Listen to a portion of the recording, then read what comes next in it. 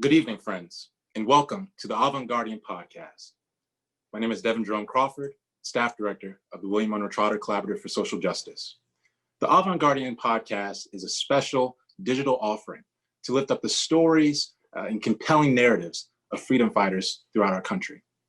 Today, we honor Juneteenth. Juneteenth is the oldest nationally celebrated commemoration of the ending of slavery in the United States. Dating back to 1865, it was on June 19th that the Union soldiers, led by General Gordon Granger, landed in Galveston, Texas, with news that the war had ended and that enslaved Africans were now free. And tonight, 155 years later, on the eve of Juneteenth, we at the Trotter Collaborative gathered tonight for a special conversation entitled A Black Plague, a Pandemic, Protest, and a Second Wave. We're grateful this evening to be joined by our host of the Avant podcast, Professor Cornell William Brooks, and the Honorable James E. Clyburn, our special guest. Professor Brooks is the Hauser Professor of the Practice of Nonprofit Leadership and the Professor of Practice of Public Leadership and Social Justice at the Harvard Kennedy School. He is the founding director of the William Monroe Trotter Collaborative for Social Justice at the school's Center for Public Leadership, and visiting professor of the practice of prophetic religion and public leadership at Harvard Divinity School. Professor Brooks is the former president and CEO of the NAACP, a civil rights attorney, and an ordained minister in the AME Church. Joining Professor Brooks this evening is none other than the Honorable James E. Clyburn. Congressman Clyburn is the Majority Whip, the third-ranking Democrat in the United States House of Representatives, and currently serves as the chairman of the House Select Committee on the Coronavirus Crisis. He is also the chairman of the Rural Broadband Task Force and Democratic Faith Working Group. When he came to Congress in 1993 to represent South Carolina's 6th Congressional District, Congressman Clyburn was elected co-president of his freshman class and quickly rose through the leadership ranks. He was subsequently elected the chairman of the Congressional Black Caucus, vice chairman, and later chairman of the House Democratic Caucus.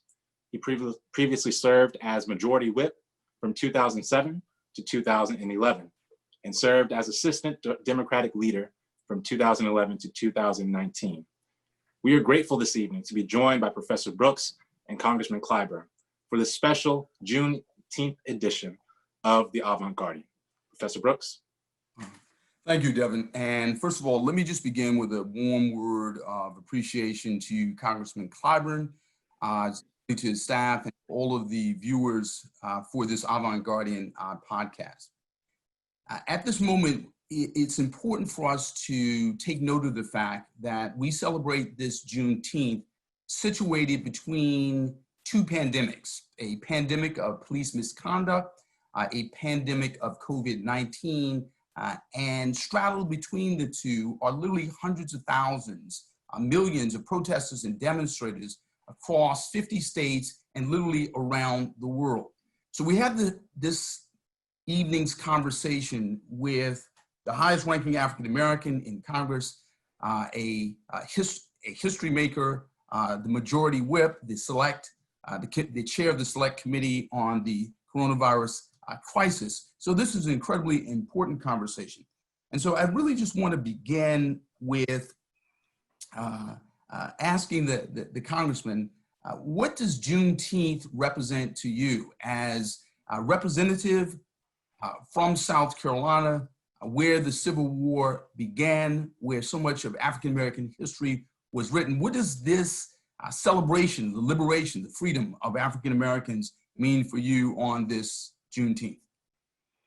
Well, thank you very much for having me.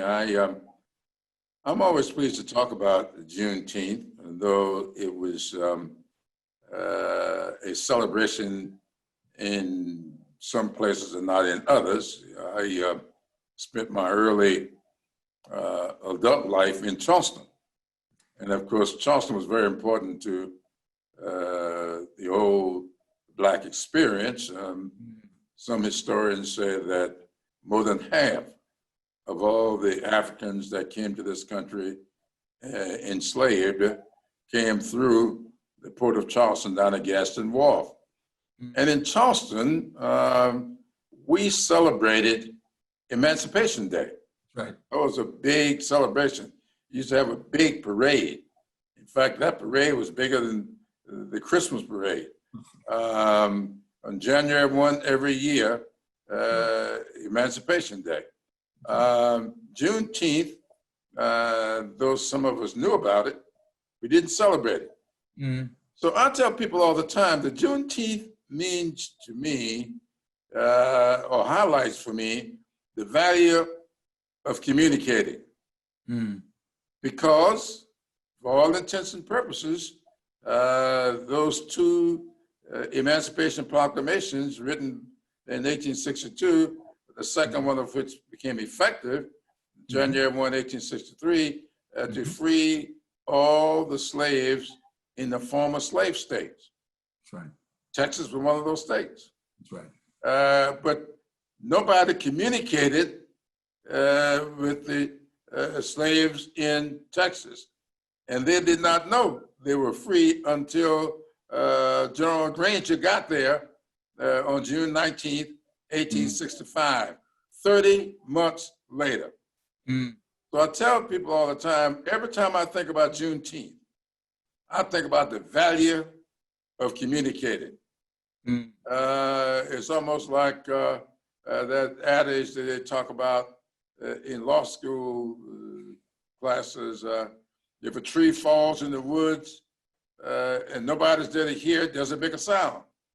Well, the same thing could be said for slaves when they were freed.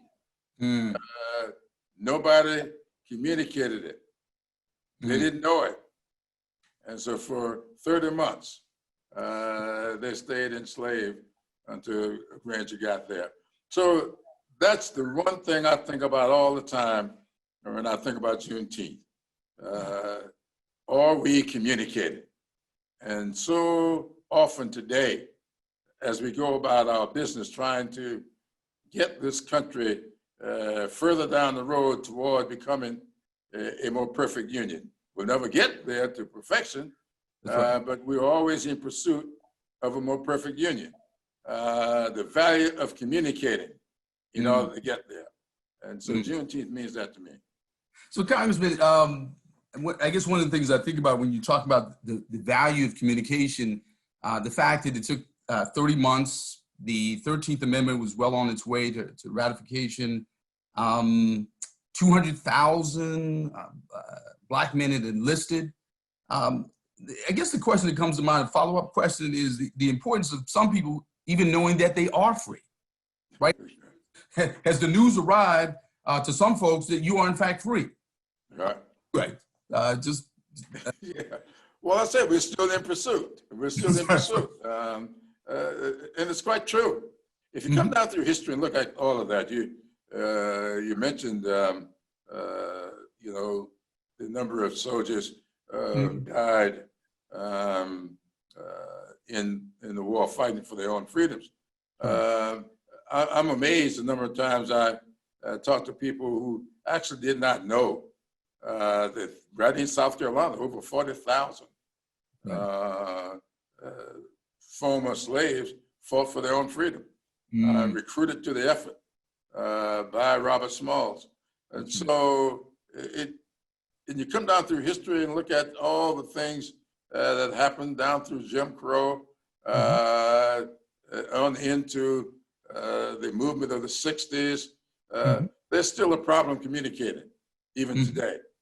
And that's why I think it's so important for us not to allow the lack of communication or extra communication to get in the way of this pursuit. That's right. That's right. So, Congressman Clyburn, I want to take a step back and, on a note of protest and a note with respect to your personal biography.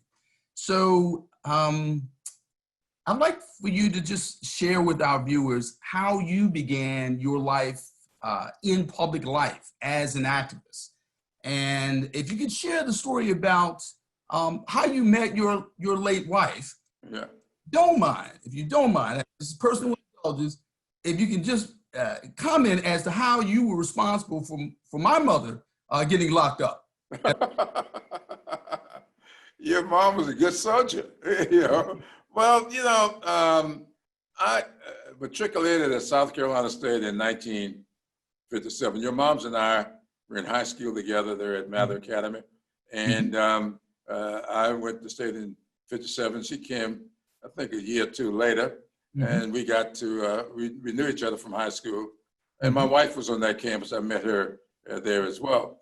Well, I really got started in the movement really by my mother. My mother was a very activist beautician. And she was a big fundraiser for the NAACP.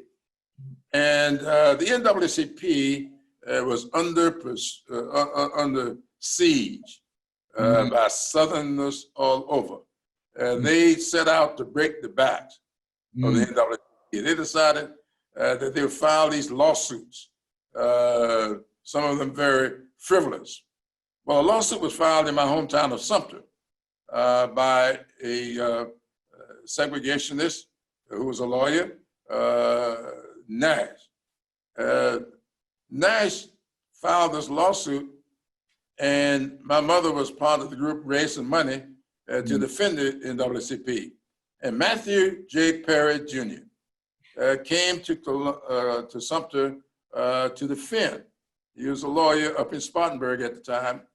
And my mom was so impressed with Matthew in the courtroom. She closed the beauty shop one day and took me in the car with her. She said, I want you to go down with me to the courthouse so you can see what you can be. And she wanted me to see Matthew Perry perform in that courtroom. Matthew stole the hearts and minds of everybody in Sumter. People were leaving work. The word went out that this black lawyer was down there mesmerizing the whole town. And that's how I really got involved. So at the age of 12, I got elected president of my youth council of the NAACP. And then I went to finish high school at 16 and went off to South Carolina State. And there on that campus, activism started to break out. Now, a lot of people don't know it, but the sit-ins were not spontaneous. A lot of people think that those 4 students up in Greensboro just went downtown on a lark and sat down at those lunch counters. No, it was very well planned. The planning started in 1959. And it was supposed to, the sit-ins were supposed to take place in the fall of 59, but somebody wised up. Says, no, let's don't do it now, because if we do it now and we build momentum and you run into the Thanksgiving and Christmas holidays and all the students go home for Christmas, you'll break the momentum. So it was postponed until after Christmas. So that's how it became February 1, 1960, when those 4 students sat down at Greensboro. We followed in Orangeburg on February 15th. But when we got downtown, they had removed the tops off the stools in the lunch counter at the S.H. Crest, and that was not going to be a pretty comfortable sit down. So we went back to the campus, and we decided that we would organize this massive march. So about 5,000 students from South Carolina State, Claflin, and some high school students marched on Orangeburg on March 15th, 1960. And when I got locked up that morning, taken off to jail, they took all the leaders and separated us from the others.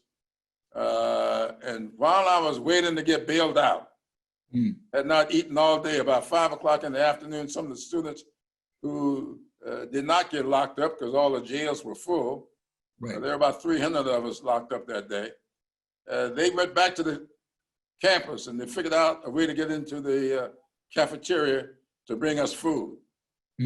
I was famished. And as I stood there in that courthouse, waiting to get bailed out. This little 92-pounder walked toward me with a hamburger in her hand, and I reached for it. She pulled it back, broke it in half. She gave me half of it. Okay. I ate the other half, and I was so thankful. I married her 18 months later. So that's how we met. Now, I thought, Cornell, that was a chance meeting. Okay. Until our 10th wedding anniversary. We were celebrating down in Charleston with some of our jailbird friends.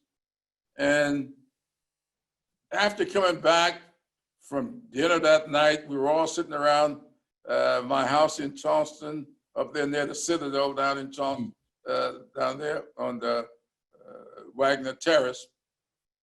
And so I said to the guys, we were sitting in one part of the house and our wives were sitting around the dining room table. I said, guys, we were very lucky in the choices we made for spouses. And I noticed the guys were real quiet. Nobody reacted. Okay. And I looked up and Emily was standing in the door. And she said, that's what you think.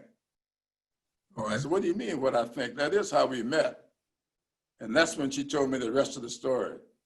That she had been standing in the dormitory room one day at the window with her roommate, looking out the window, and I was walking across the campus with a young lady I was dating at the time who was your mother's classmate, Joyce Carter.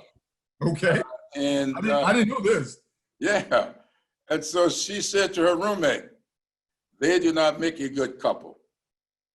He is going to be my husband. And so she'd been stalking me for weeks and I didn't know it.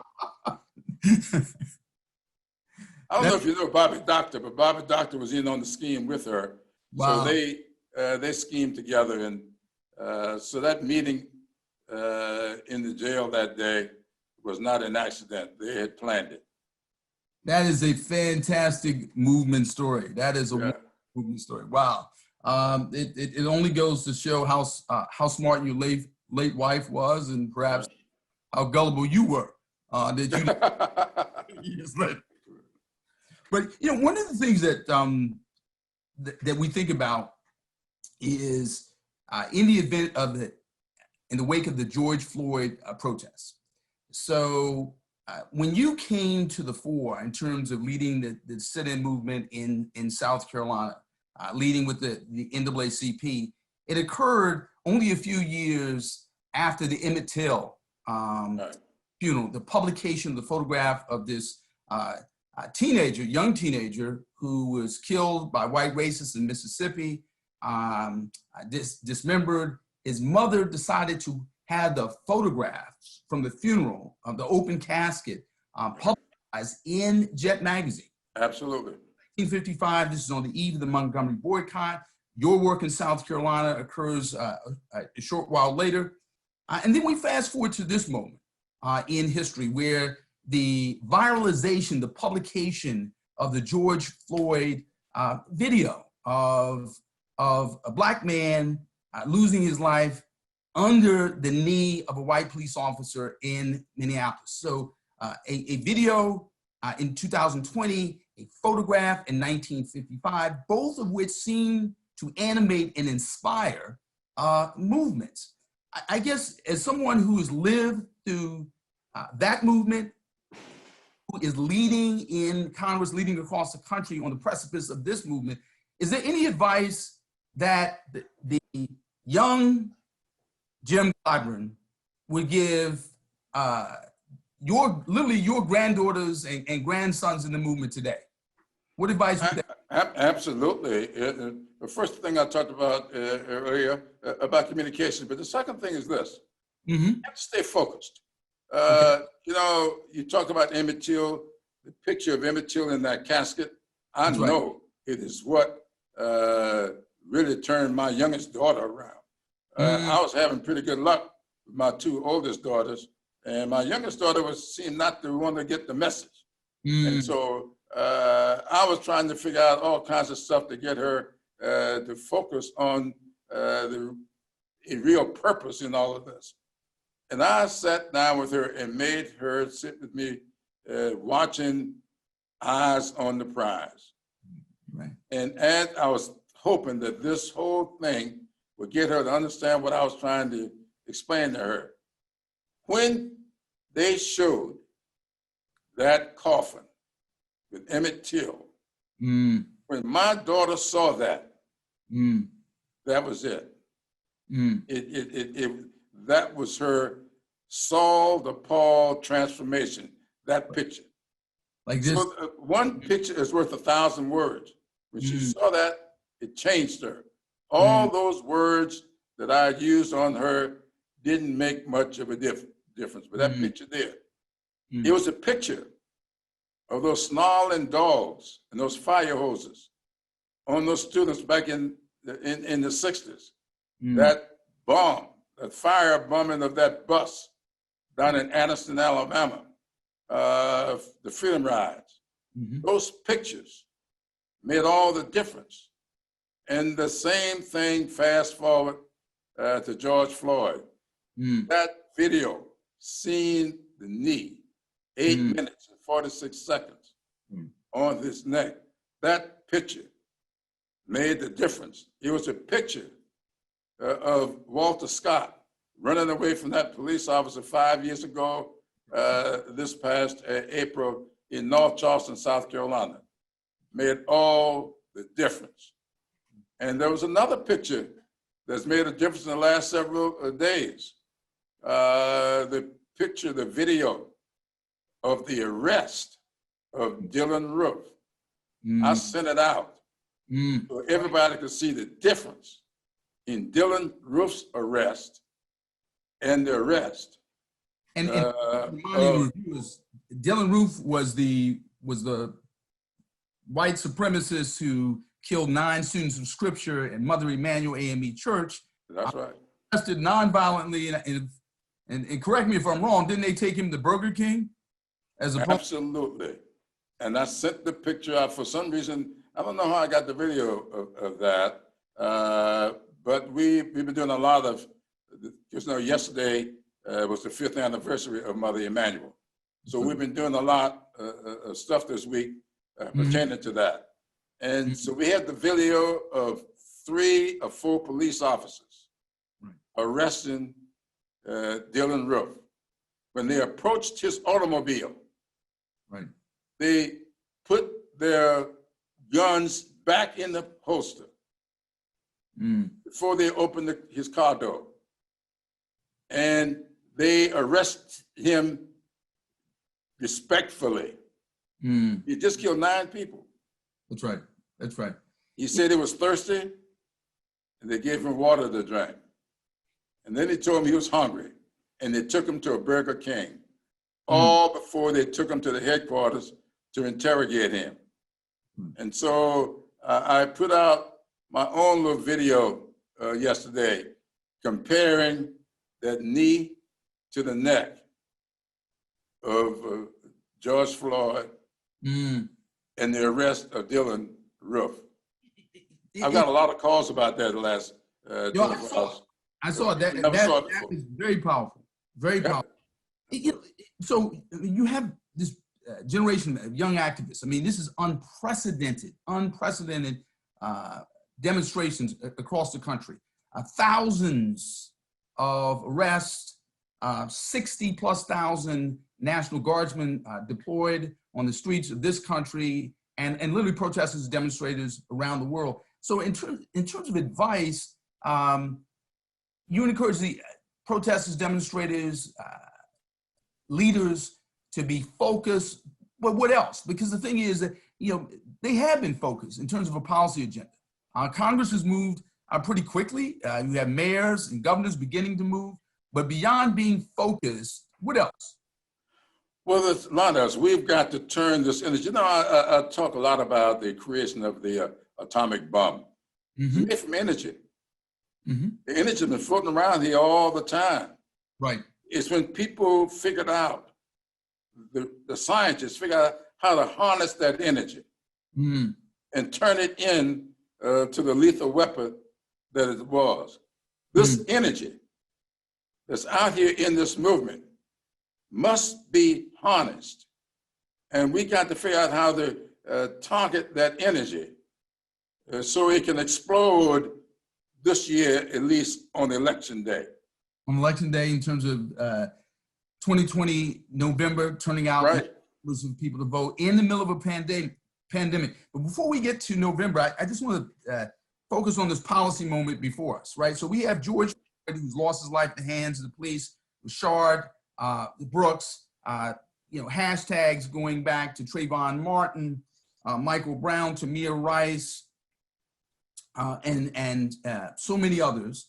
And a moment in which we have people on the street who are well aware in their lives and as part of their lived experience. A Black man like you is 3 times more likely to be killed by the police than his white counterpart. A Black man like Devin, 21 times more likely to be killed by the police than his white counterpart. Black men in general, 1 out of every 1,000 will be killed by the police.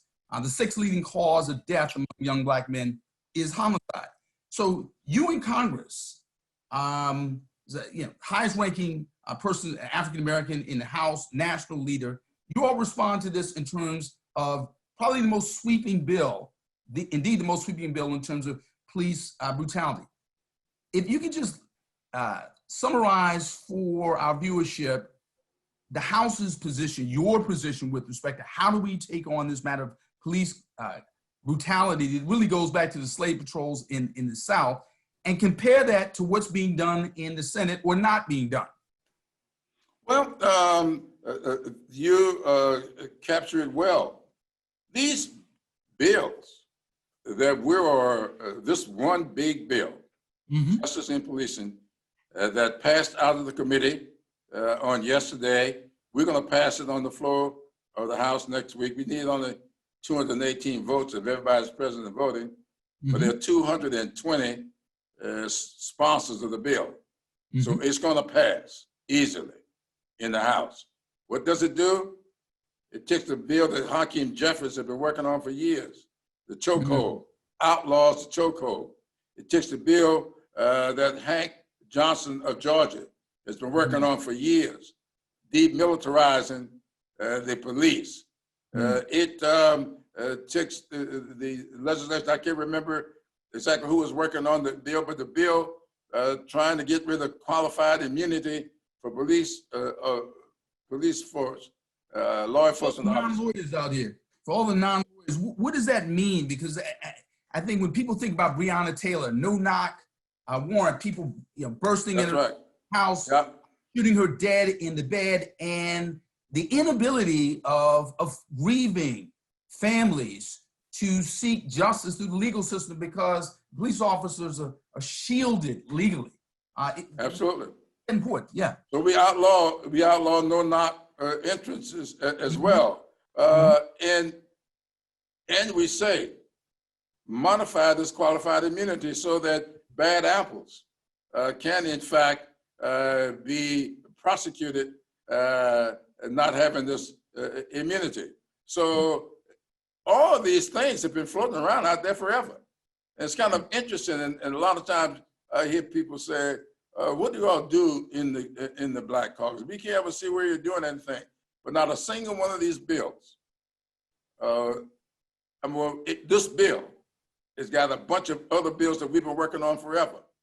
And so this event has been the catalyst that brings all this bill to the fore.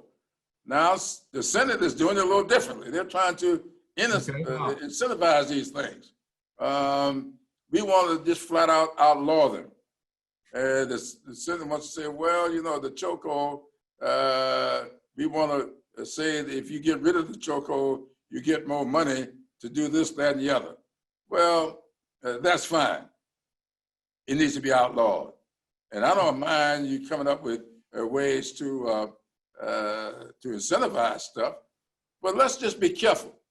And I want to say this now in case the time runs out. Back in the 60s when we were doing good stuff, your moms and I were going to jail in Orangeburg, South Carolina. John Lewis was beaten up. The first time John Lewis was ever attacked physically was in Rock Hill, South Carolina. when we were doing those things, we were having great success. Registering people to vote for the first time, getting African Americans elected to office.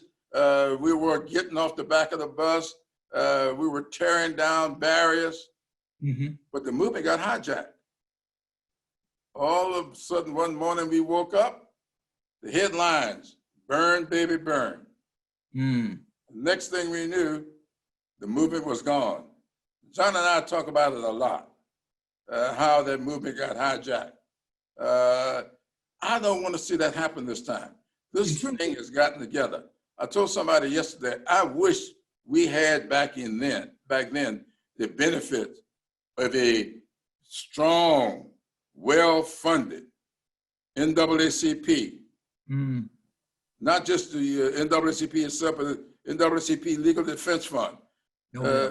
These things didn't exist at the time. We had an NAACP. Right. It's been around since what, 1909? Right. But a strong, well-funded NAACP we did not have. Right. Remember what I just said, lawsuits all over. The NAACP was fighting for his life back then. They were trying to break the back and they were being successful at it. So I tell people all the time, look, if we had the benefit of 50 some odd African Americans in the Congress that we could call upon to help us harness this energy, today we have that. So let's take advantage of that. We all got roles to play. And so I don't want to see sloganeering cause us to lose this movement. So that's why I've been saying, let's say what we mean. Nobody is really talking about defunding the police. When you use the example of Camden, New Jersey, remember what they did in Camden, New Jersey? They defunded the police department. They brought the county in to do the policing. That's right. So they did not defund policing, they defunded a department. And there are departments that need to be defunded. There are policemen that need to be off the force. Right. And let's get rid of the bad apples. So let's not allow this movement, this time, to get hijacked by sloganeering. So that's the thing that bothers me today more than anything else. So would it be fair to say that rather than defunding the police, you are more focused on disinvesting in some forms of policing, militarization, and investing in absolutely which work. But I want to turn quickly to the other pandemic. So when we think about the fact in majority Black counties, even as we celebrate Juneteenth, that the hospitalization rate, I should say the infection rate, is 3 times the rate in majority white counties. And that the mortality rate, the death rate, is 6 times as high. You come from a majority African-American district, from a historic corner of the country in which many African-Americans trace their roots to the low country of South Carolina, where you lead and represent. What is Congress doing to specifically respond to the racial disparities, right? So in other words, this pandemic is not hitting and hurting everyone equally. Absolutely. And that is the purpose of this select subcommittee that Nancy Pelosi has appointed me to chair. There are 12 of us on that committee, 7 Democrats, 5 Republicans.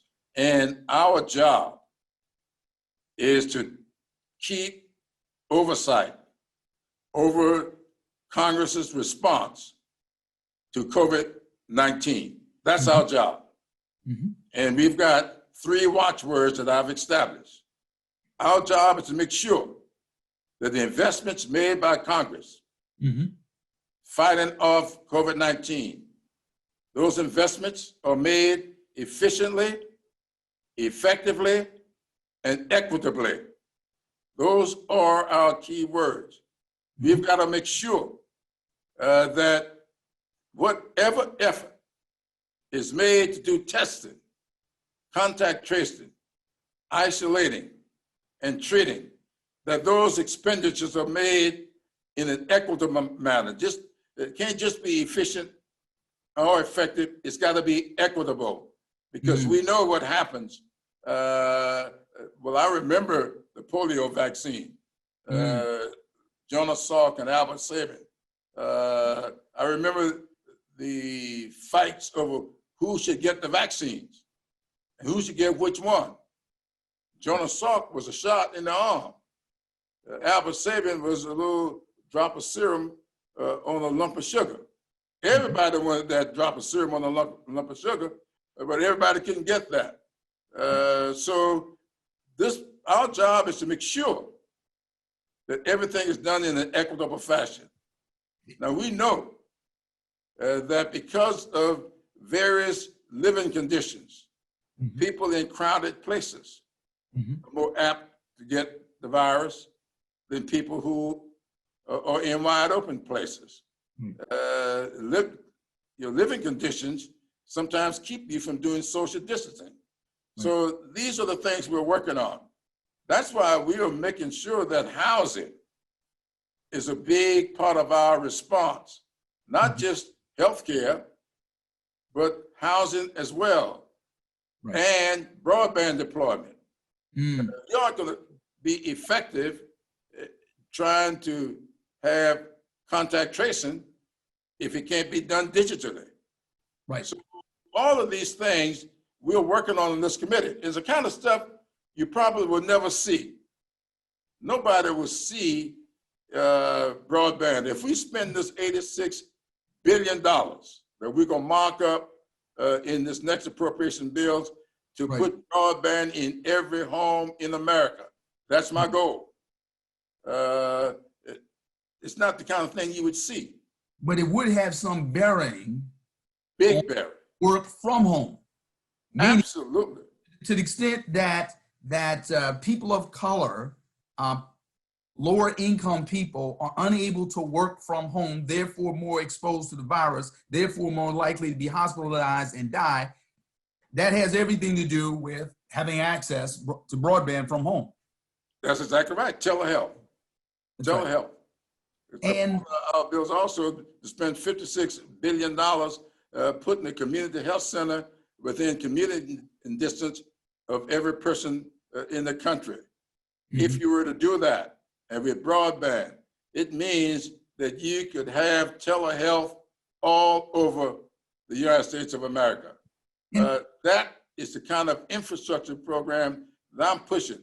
I'm all for roads and bridges, water and sewage, rail, and ports. But if we are serious, we would make housing and broadband as much of an infrastructure project as we do roads and bridges. Now, Congressman Clyburn, I have to ask this question. So we're looking at the prospect of a second and perhaps third wave, or as Dr. Fauci has described, really, we're still in the midst of the first wave, but we're certainly looking at the prospect of a second wave and something beyond that. So to the extent that people may be compelled, Black and brown people, lower income people, are compelled to stay away from others to protect themselves, or when they fall sick or infected, they face the choice between going to work or going into isolation. Where's the supported isolation for them? What means, where's the money for people to be able to safeguard their own health? Because the reality is, if you're a waitress, if you work in retail, work in sales, you work outside the home, working from home is impossible. You face the choice of literally either being sick, bringing in a paycheck, or staying at home, preserving your health and not having a paycheck. What is Congress doing about that? Because in a way, this is a kind of pandemic conscription, meaning because of the pandemic, people are being conscripted, forced to work. So what's Congress doing about that? We are trying to make it all accessible and affordable. That's the watchword. Making healthcare accessible and affordable. Education accessible and affordable. Think about education. Our kids, many of them, have just lost a half a year of school. And if there is a second wave in the fall, they stand to lose a second year of school. So the kids that go on are the kids that are able to have online learning. So if you got online learning, you can go on to the next grade. And if you don't, you're gonna be held back. I've already seen the figures for South Carolina. Many students are not going to be allowed to go to the next grade because they didn't keep up. They didn't have online learning. So that's why broadband is critical to all of this. And remember, Dr. Fauci, I agree with Dr. Fauci. We aren't in a second wave, but we are in what I call a second peak, right, of the first wave. particularly Because here in South Carolina, that's right, we're peaking 21 states, right. peaking again. Right. 5 states yesterday, highest ever. I think was 3,000 new cases in Florida, I believe. So that's the shape we're in. And we don't know if you'll have a second wave. And all the experts have said, this is not the last virus that we are going to have. So we've got to make sure that we equip our students, our essential workers. That's right. And we got to define essential workers for who and what they are. We look at essential workers in the hospital and we say those are doctors and the nurses. That's not what I say. Right. The doctors and nurses, a small percentage of the essential workers in the hospital. Those aides, those custodians, right, those transit drivers, they get them back and forth to work. They're all essential. When you go to the grocery store, the clerks in the grocery store, the clerks in the drugstores, they are low-paid people who are coming to work on transit. They are essential. And so what we've got to do is redefine what is essential, and we got to start paying people according to their worth to society rather than their place in society. And redeploy the resources, because certainly I want to defer to the questions that undoubtedly in the chat and with the moderator, but certainly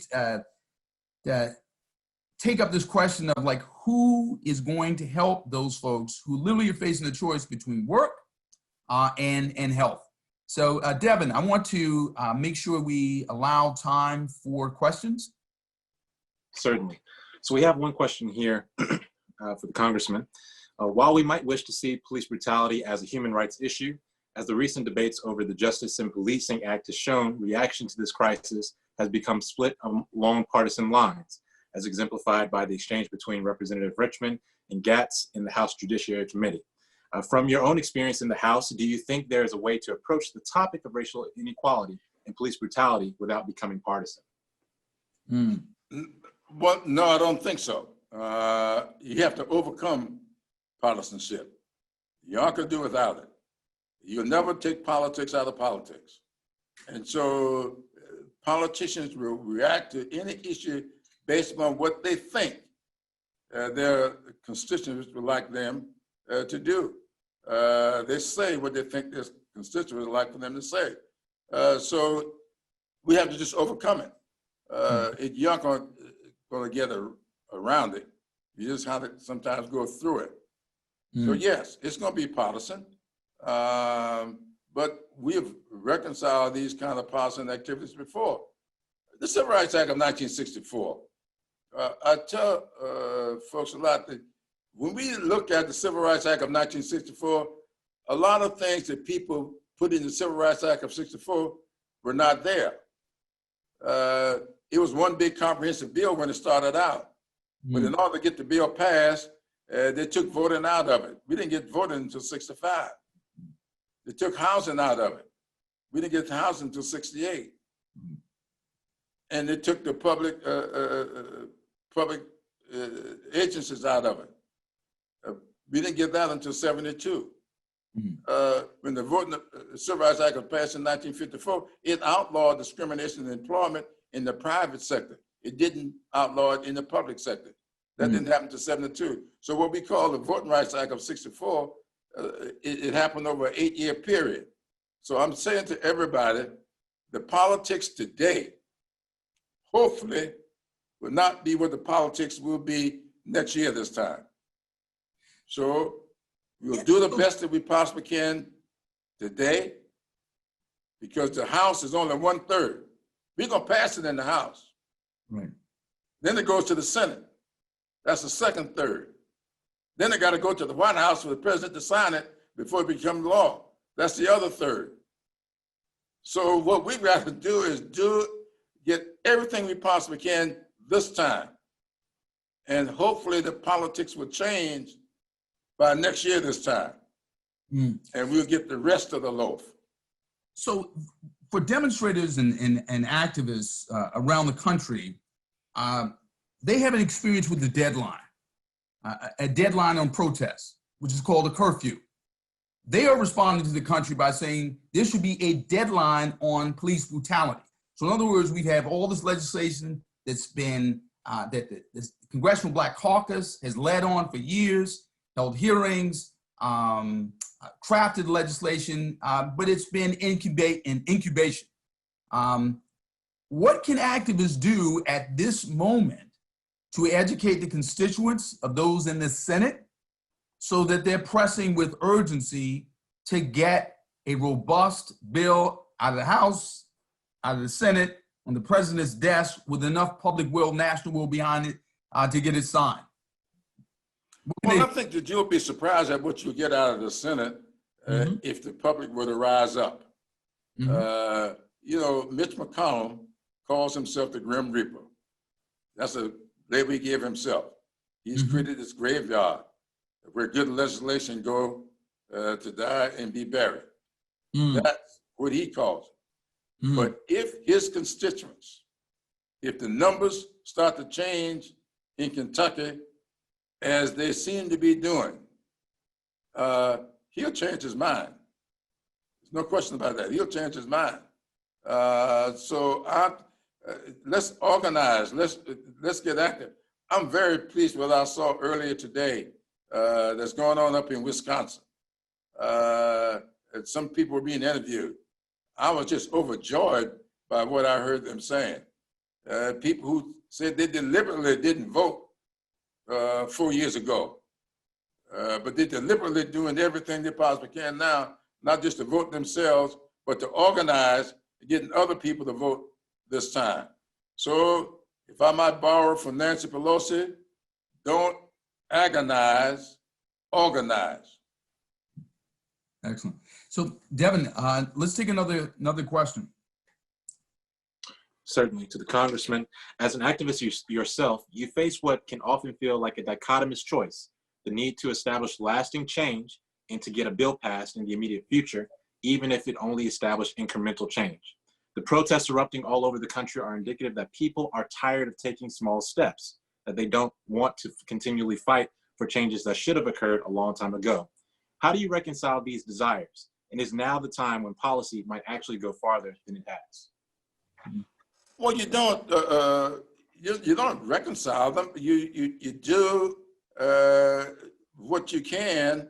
I don't know that you ought to sacrifice a good piece of legislation on the altar of a perfect piece of legislation. I think it's a little bit short-sighted for us to say, because it doesn't do everything I want it done, I don't want any of it. You know, that's almost like saying, as I just indicated, it was 8 years to do everything we wanted done that we now call the Civil Rights Act of 1964. 64, 65, 68, and 72. Over an 8-year period, we built that out.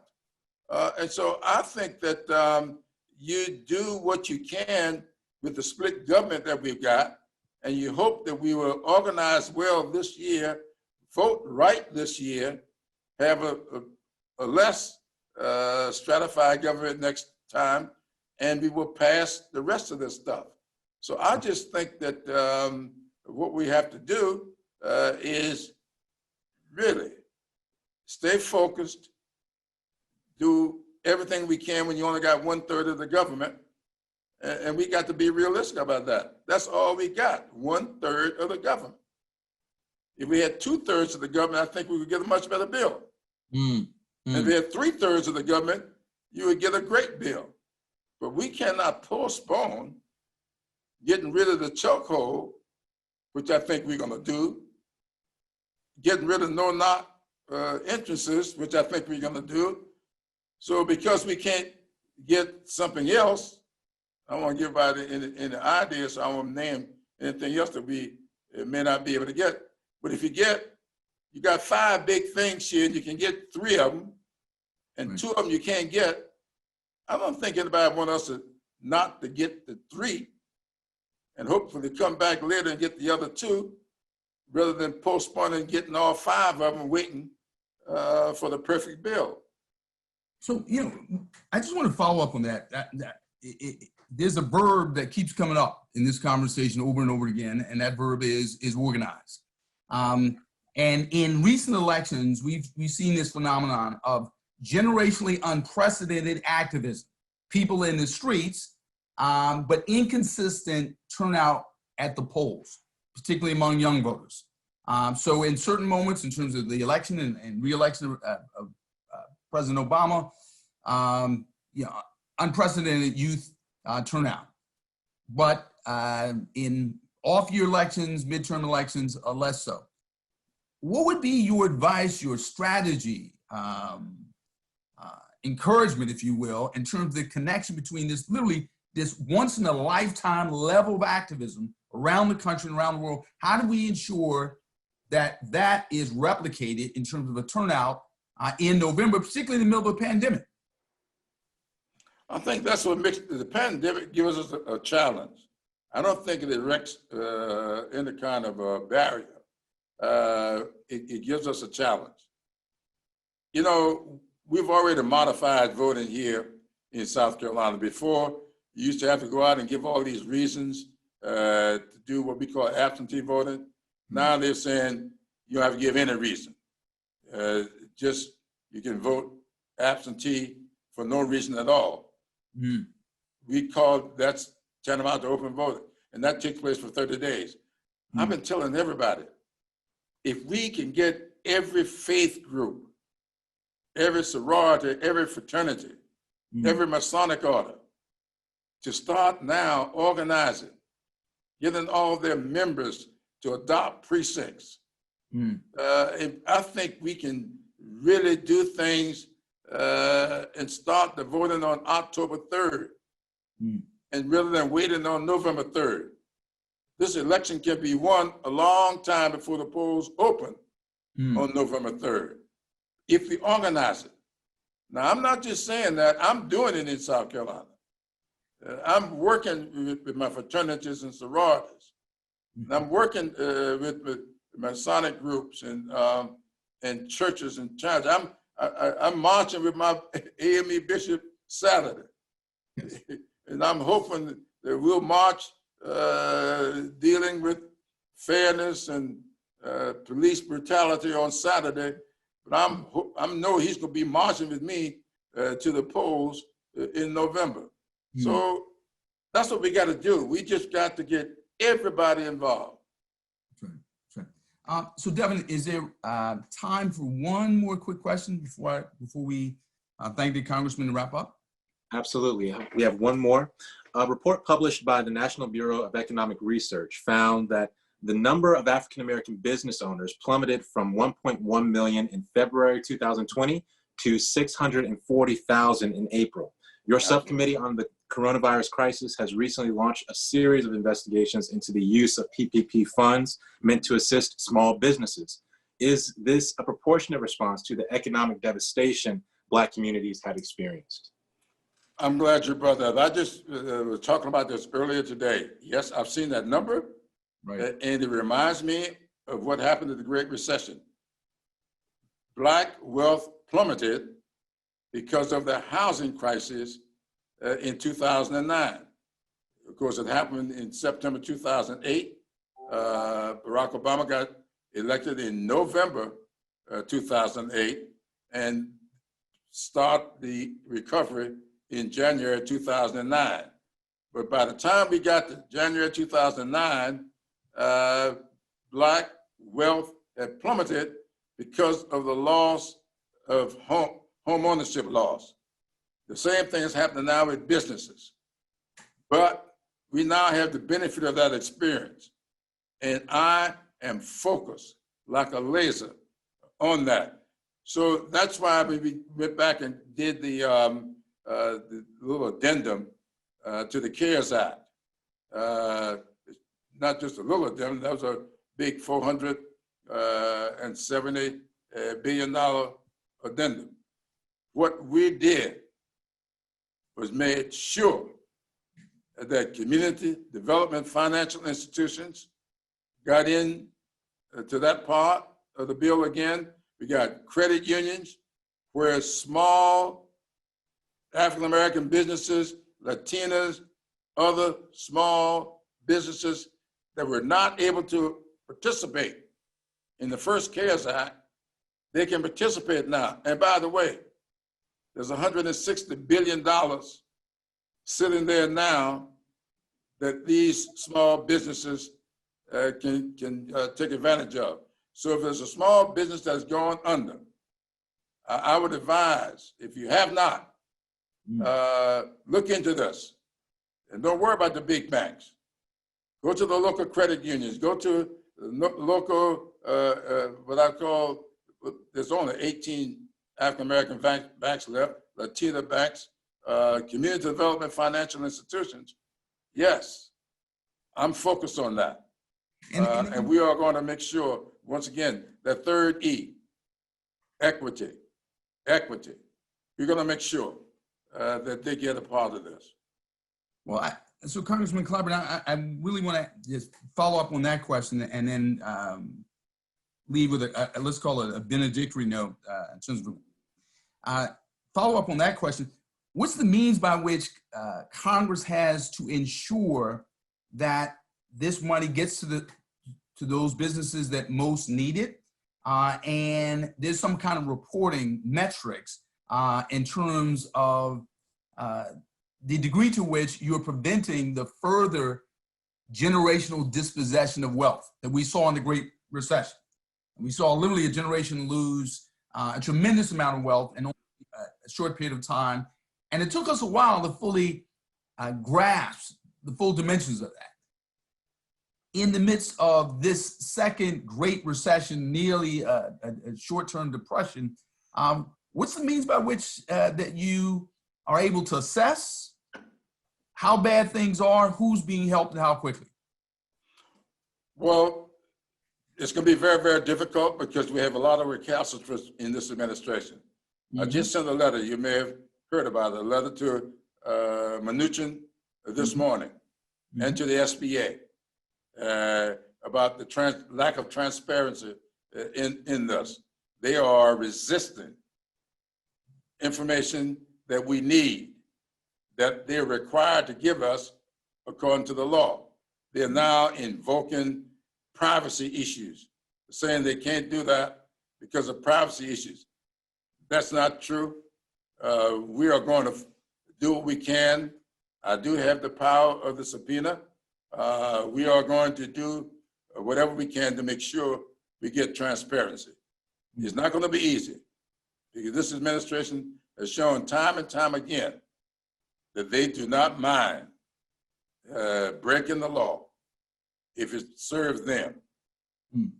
Of course, the Supreme Court has checked them twice this week, right. The most recent time being today. So we'll see.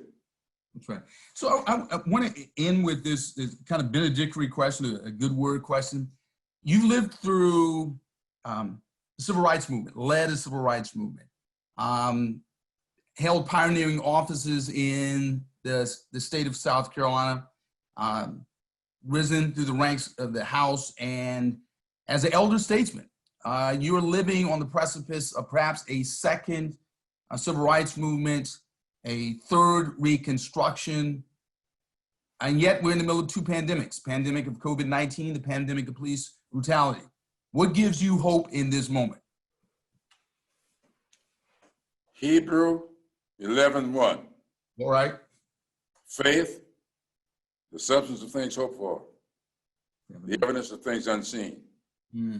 I grew up in a parsonage, and I hold on to faith. And I do believe that what I'm seeing taking place in this country today is unlike anything that I've seen take place before. I do believe that the evidence is there. I can't see it. I think the evidence is in what I'm feeling. I can't see it, but I feel it. Okay. I think it's going to happen.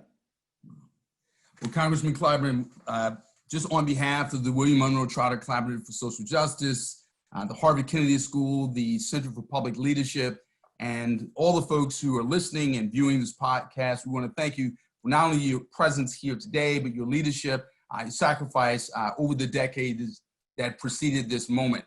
And I just simply note this as a postscript to what you just said. One of the things that I teach in my classes on advocacy and criminal justice reform is that hope is empirically, I say hope cannot be empirically demonstrated. It must be morally chosen, which is to say, we have to choose to hope, choose to believe, choose to act, to advocate in the present moment, notwithstanding the circumstances. And certainly your career, victories, defeats, challenges are all a testament to that. So we want to thank all the listeners and viewers to this podcast. We want to encourage particularly students, activists, demonstrators to learn more about the William Monroe Trotter Collaborative for Social Justice at the Harvard Kennedy School. Go to our website. We work with grassroots organizations all across the country to affect change using research, advocacy, grassroots activism. So again, thank you for participating in this podcast.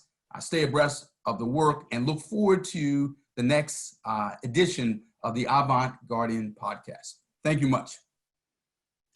Thanks for having me. Oh, thank you.